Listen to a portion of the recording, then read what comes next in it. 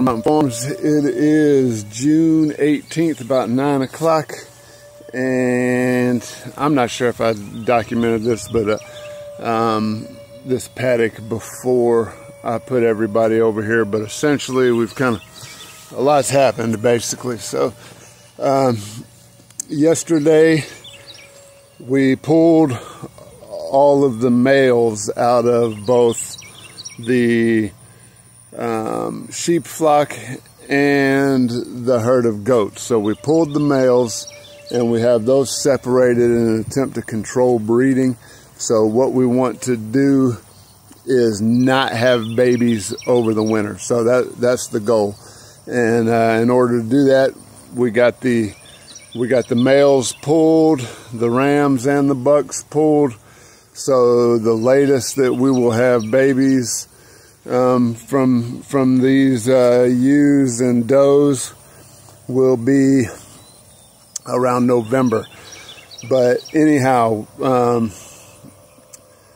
we have a total, so there's about 45 hair sheep, not counting a few lambs that have just recently been born, and about 21 Kiko goats in here. And we just moved everybody into this paddock yesterday. The brooder, this is our brooder, it was starting to get overgrown. As you can see, this is kind of what it was looking like. All this ryegrass is starting to lay down. Now this is what our very first batch of broilers ran across, and it is really, really fertile. So this all went into the decision to actually combine all these pregnant, and all these girls are either pregnant, just lambed, or will be lambing soon. So we really wanted to get them on some good stuff, some highly nutritious stuff. And this is it, because this was fertilized by the broilers. This Johnson grass, which this isn't out of the ordinary that this stuff is this tall. This would get this tall whether we ran the broilers over it or not. But it is definitely fertilized. There's a lot of nutrients that went into this ground, a lot of biology from the chickens, so or a lot of life, a lot of microorganisms. And so being that these girls are all pregnant and having babies, we just really want them on the high quality stuff. And plus this needs to get hit. I mean, this looks like let me get the camera on the other side so you guys can see. I'm about 6'1", and this is definitely taller than me. So this Johnson grass is full of protein, and you know, the understory is amazing as well. So lots of clover, lots of ryegrass. There's still a lot of dock. I see some wood sorrel. I see plantain. So this is just an incredibly diverse and nutritious pasture. And since these girls' nutrients requirements are so high right now, we wanted to get everybody over here on this stuff. And we actually, so if you've been following along, the goats have basically been with the cows at this property, and now it's just the male goats. Just the male goats and the male sheep are together with the cows on this property. So a little less density over there, which I'm not too concerned about. We'll just have to run slightly tighter paddocks or whatnot. But I really just want to document this paddock before we put the goats and sheep on it. So we're having to run long, narrow paddocks in order to give them access to this tree line here, this fence line for shade. So in order to cover this whole pasture, what we'll do is we'll run long, narrow paddocks all the way down this tree line. And then once we do that, we'll have enough room to be able to run long, narrow paddocks up into that tree line so that they'll always have access to shade. But anyhow, I'm gonna get this paddock set up and get everybody moved, and then we'll check them out after that. Thanks. All right, another quick walk through the paddock that the goats and sheep will be coming on to real quick, just for documentation. So they've been here less than 24 hours. It's probably been more about 16, maybe 20 hours, I'm not sure, but it's definitely been less than 24 hours, because yesterday I gave them the boluses, and then it was a long day yesterday before I got the goats up here.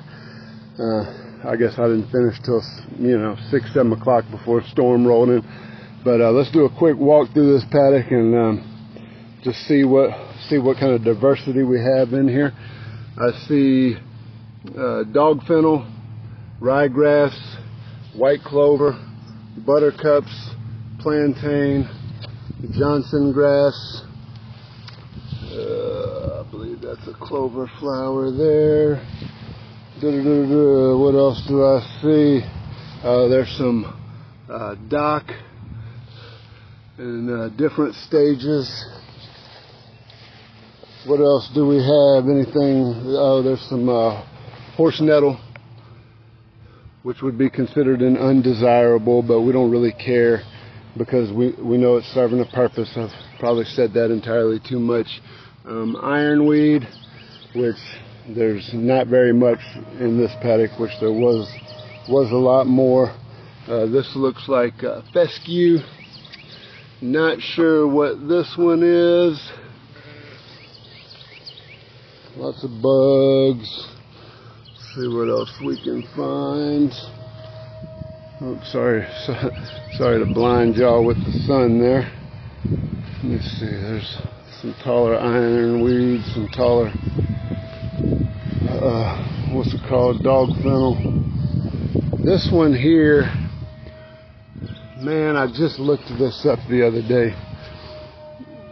Wingtip something or another. I can't recall, but there's or it might be a mare's tail.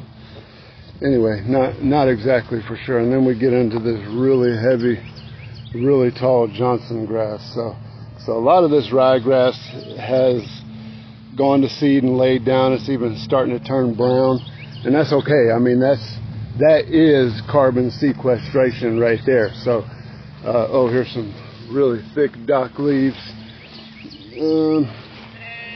Not sure about this grass. It's pretty. It turns purple. I don't know if that's some sort of deficiency in the grass or whatnot. But lots of clover right through here. So yeah, now they're still going to eat a lot of this ryegrass, and then a lot of it's just going back into the soil, which is just going to feed the microbes and increase organic matter, which, if you're familiar at all with regenerative agriculture, you know that increased organic matter is going to increase water retention, just a whole host of things. Organic matter is basically the key. So along this fence line, I believe this is ragweed starting to come up right here. Oh, what else? There's more that we can't see, or that I just can't identify, but to give you guys an idea of this paddock size, so here is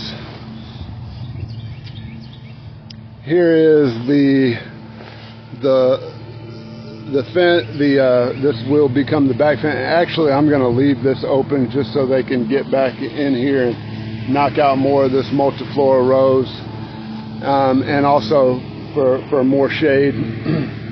But if I had to guess, the width of this paddock is 10, 20, 30, maybe 40 feet.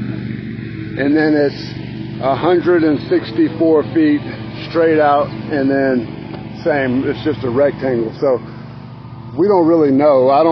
This is the first time I've combined these guys and had this many of the small ruminants together, so I don't actually know if this is going to be too much, too little, but we'll find out tomorrow, or actually later today. So I still have a lot to do elsewhere, and I'll be able to check back in before I leave and see how much they've actually knocked down, and I may end up running one more netting and giving them just a little more to eat today. But if I had to guess, just especially with this amount of clover and Johnson grass in here, I'm not sure what this big bad boy is, but with the amount of clover and Johnson grass in here and ryegrass, they're gonna have plenty to eat. So let's go ahead and get them moved real quick. Sheep, sheep, sheep, sheep, sheep. Goat, goat, goats. Sheep, sheep, sheep, sheep. Let's go. So, and that's actually our brooder shavings out of the brooder. It was a compost pile. This guy had it. Old Poe. Poe's a little too young. He still likes to chase sheep, babies in particular. Get this untied. Let's go. I'm gonna pause this for a second and I'll pick it right back up when we move these guys. We got goats. Sheep, sheep, sheep, sheep. Let's go. Gotta go.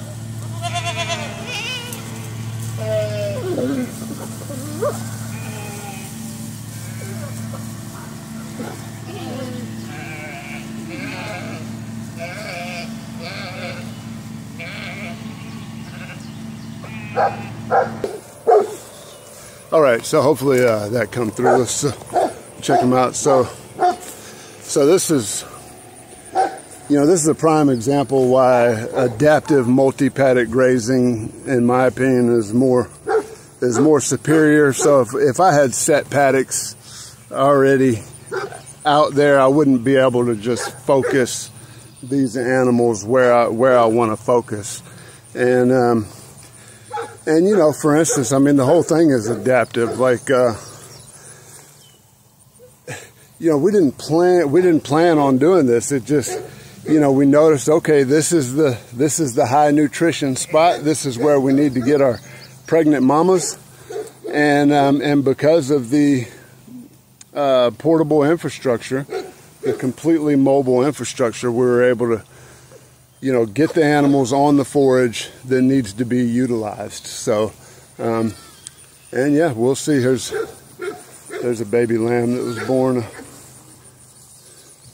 few days ago, maybe a week ago, right here with mama. And then this one was actually just born like 2 days ago. I'm not your mama. I'm not your mama, sweetie. Your mama's over here with your brother or sister. It's amazing how quick these little ones start to eat. But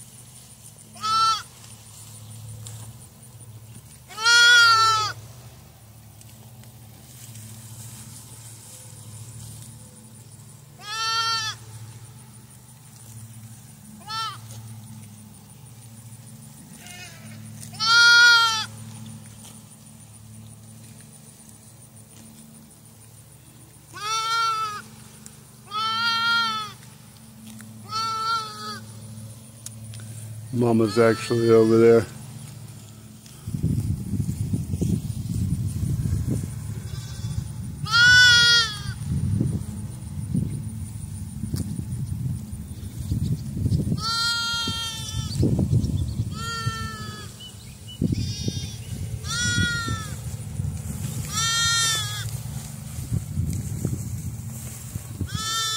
Goat right here getting in the dog kennel.